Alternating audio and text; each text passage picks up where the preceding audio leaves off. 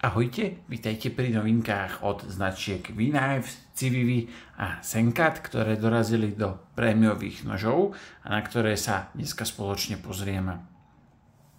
Skôr než sa dostaneme opäť k nožom samotným, pozrieme sa na aktuálny merch, ktorý je možné získať k objednávkam. Toto je nášivka od spomínaných troch značiek. A nie pekne vidno Snexa. Ďalší merch, ktorý je možný získať k objednávkam, je takýto paracord náramok, opäť značený V-Knives. A poďme na nože samotné. Začneme prvým kúskom, ktorý má označenie V-Knives Speedster. V rámci značky V-Knives patrí k takým tým dostupnejším modelom, pretože cena na to, že to je Včko, je pomerne priaznivá. 5300 českých korún, čo je príjemné aj s prihliadnutím na to, že je to celotitánový zatvárák. Čo ma zaujalo na tomto nožíku, že je veľmi príjemne plochý a je to také praktické, nenápadné EDCčko. Ešte ako je celočierny, tak naozaj tá nenápadnosť je podľa mňa doménou toho noža. Zaujímavo riešený otvor na paracord, k čomu slúži tento dodatočný pin. Takže silueta pri profile je veľmi pekná, bez dodatočnej rušivej diery. Klip je plechový, nie 3D, ale je deep carry. Dá sa prehodiť na jednu, na druhú stranu, čo tiež ocenia laváci. Čepielka má takýto výrez, ktorý ale teda úplne neslúži na otváranie, aj keď môže. Otváranie je samozrejme ideálne fliprom. Ten flipper je veľmi dobrý. Ručky nie sú odľahčované, ale vôbec to nevadí, pretože tu nožíček je naozaj veľmi príjemný, ľahučký. Tu vidno aj označenie materiálu čepele CPM20CV. Ďalší kúsok, ktorý tu máme hneď v 4 rôznych farebných prevedeniach, je model 702. V-Knives 702 sme si tu už ukazovali viackrát. Tentokrát vzhľadom k prebiehajúcemu 11. výročiu značiek V-Knives a Civivi sme sa dočkali práve takéhoto limitovaného modelu a teda je to ten najnovší facelift modelu 702. Jedná sa o celotitánový integrál, ktorý má karbonové inlays, tých je niekoľko druhov, ale čo najväčší rozdiel oproti predchádzajúcim generáciám 702 je button lock. V minulosti ten nôž mal frame lock, čo je dobrá konštrukcia, ale príde mi, že možno nie je úplne ideálna k tomu integrálnej konštrukcii, pretože integrálne framelocky z pravidla nemajú over travel stop, nie je možnosť v prípade potreby napružiť ten framelock, takže určité limity tam sú. Toto mi príde ako veľmi dobré a rozumné využitie práve tej integrálnosti, pretože tá ručka je veľmi príjemne tvarovaná.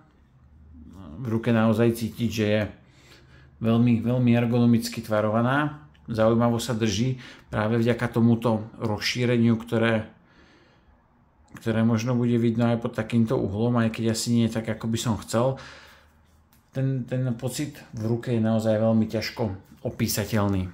Toto je zase trošku iné farebné prevedenie, ktoré má medený karbon, alebo teda karbon s medenou fóliou a je to taký celočierny titán, celočierna oceľ, ktorá je ale dodatočne ošúchaná. Za mňa je asi toto jeden z najkrajších povrchov, ktoré aktuálne Včko robí. Keď si ho porovnáme s klasickým čiernym povrchom, tak si myslím, že ten rozdiel je značne viditeľný. On je taký polomatný, pololesklý. Ak by som si kupoval titánové Včko, tak by malo určite tento finish.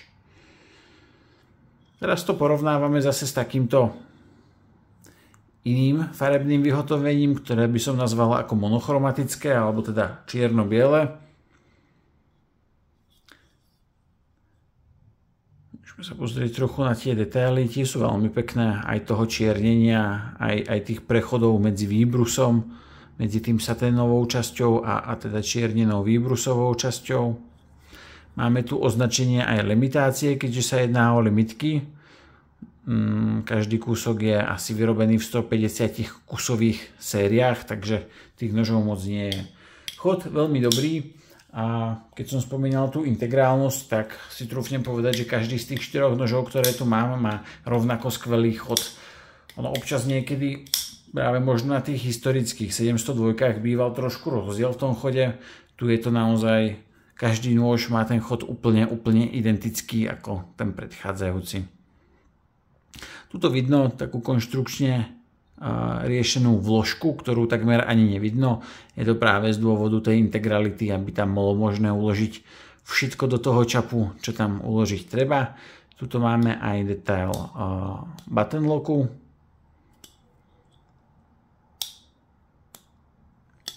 Tá poistka funguje veľmi dobre, vôbec sa nezasekáva, ide veľmi príjemne. Toto je, ak sa nemýlim, cenovo aj najdostupnejšia verzia s takýmto v úvodzovkách obyčajným karbonom, ktorá má cenovku necelých 9000 českých korún. Potom sú trošku drahšie tieto modely. Toto je karbon so striebornou fóliou alebo s touto medenou fóliou. A najdrahšie je samozrejme model vo fat karbone, ktorý vyjde na nejakých 10 200 českých korún. Vidno aj označenie čepielky M390. Každý kúsok má trochu iný finish. Tento zelený má zase matný finish. Ten strieborný má potom saténovú čepielku. Zase to je trošku iné. Celkom fajn, že robia takéto rôznorodé tie kombinácie, že si naozaj každý človek môže vybrať ten farebný štýl, ktorý sa mu páči. Ďalší kúsok, ktorý tu máme tiež výročný, ale tentokrát zostane civivý, je tento model Praxis, respektíve Mini Praxis. K nemu tu máme aj krabičku, aby sme si práve ukázali 11.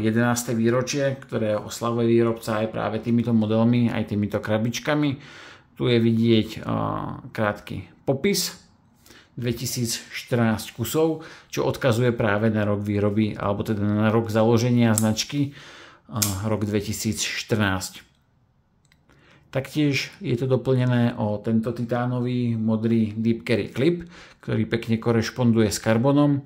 Pamätám si, keď sme si tu ukazovali pred rokom, myslím, že to bolo Mini Elementum v zelenom karbone, to malo tiež veľmi pekne riešený klip, ktorý práve doplňal tú farebnosť toho karbonu. Fat karbon, veľmi pekný materiál, ktorý sme si tu už viackrát ukazovali. Čo sa týka toho Praxisu ako takého, k tomu asi nie je moc čo dodať. Skvelé EDCčko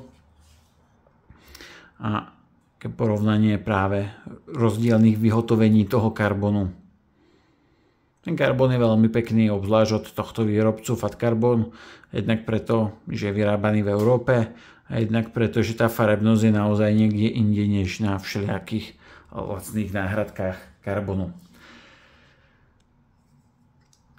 Nakoľko sa jedná o limitku zo stajne Civivi, tak sa im podarilo zachovať aj veľmi peknú cenu, ktorá je na úrovni 3000 českých korún, čo si myslím, že je super za použitý materiál alebo vzhľadom k použitému materiálu. Ďalší kúsok, ktorý tu máme, tentokrát zo stajne Senkat, je model San Angelo. Zaujímalo by ma, kde chodia na tie názvy. A cenovka je 1600 českých korún, čiže asi, a nie asi, ale určite najlacnejší nožík z tej prezentácie, ktorú tu mám teraz. Dizajnovo, keď som ho uvidel, otvoril, cvakol si s ním, prvý ma napadol Nesmuk, typ nožov, čo je pracovný nôž podobného tvaru, takejto listovej čepele, ktorá je tak mierne podsadnená. Tu je to spravené v takejto zatváracej verzii, kde podľa mňa ten nôž môže fungovať veľmi dobre ako pracovný nôž, pretože ten úchop je veľmi dobrý. Materiál mikarta na ročkách pôsobí veľmi anti-sklzovo alebo protišmikovo. A ten tvar je veľmi príjemný a mne veľmi dobre padne do ruky. Zdrsnenie pre palec, ktoré je presne tam, kde má byť. Toto je naozaj nôž na prácu a myslím si, že tu si zastane veľmi dobre a môže poslúžiť pomerne veľmi dobre. Máme tu klasický plechový Deep Carry Clip, oceľový liner lock konštrukciu, ktorý je krásne odľahčovaný. Ten nôž neváži skoro nič. na to, aký má perfektný chod, tak je to naozaj paráda s prihliadnutím aj na tú cenovku. Pokiaľ by sme chceli niečo o trošku možno štýlovejšie, väčšie, robustnejšie od rovnakej značky Senkat, tu máme tento model Squiggy. Ten má cenovku 1800 českých korún pre všetky tri farebné prevedenia, ktoré si tu ukážeme. A jedná sa taktiež o liner lock, odľahčovaný hovorím liner lock, pretože má linere, ale samozrejme je to už button lock. Konštrukcia s linerami, tie som povedal dobre, sú odľahčované, standoffy, tuto na konci máme otvor na paracord, celé je to doplnené o deep carry clip a taká dominanta toho noža je za mňa táto dvojfarebná G10-ková ručka, ktorá má takúto príjemnú vonku, čo pôsobí ako príjemné dizajnové oživenie práve možno takého nudnejšieho tvaru. Hľadám liner lock a ten tu není. Otváranie pomocou otvoru v čepeli, či už zo spodu alebo z vrchu. A samozrejme úplne najlepšie to ide fliprom.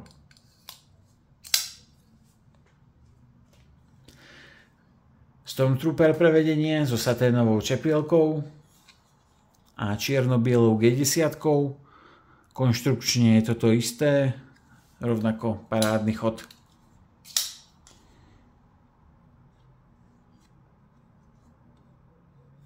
Veľmi príjemne je opracovaná aj tá diera v čepielke, ktorá nemá vôbec ostré hrany.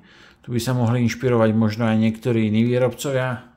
Pozdravujem rodinu Glaserovcov do Golden Colorado. Máme tu aj toto čierno-červené alebo burgundy farebné prevedenie. Ono tá červená je taká v celku temná. Pod tou kamerou to možno trošku vyzerá živšie, ale tá farba je naozaj taká v celku tmavá.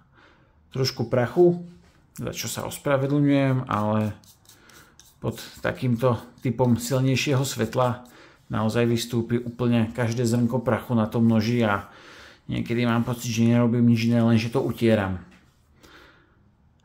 Ale teraz sa zdá, že to aj celkom stálo za to, že vidno pekný finish toho čiernenia na čepielke. Tu máme aj označenie materiálu čepielky. Už taká klasika 9 chrom a otváranie pomocou spomínaného button locka. To je odo mňa všetko. Ahojte.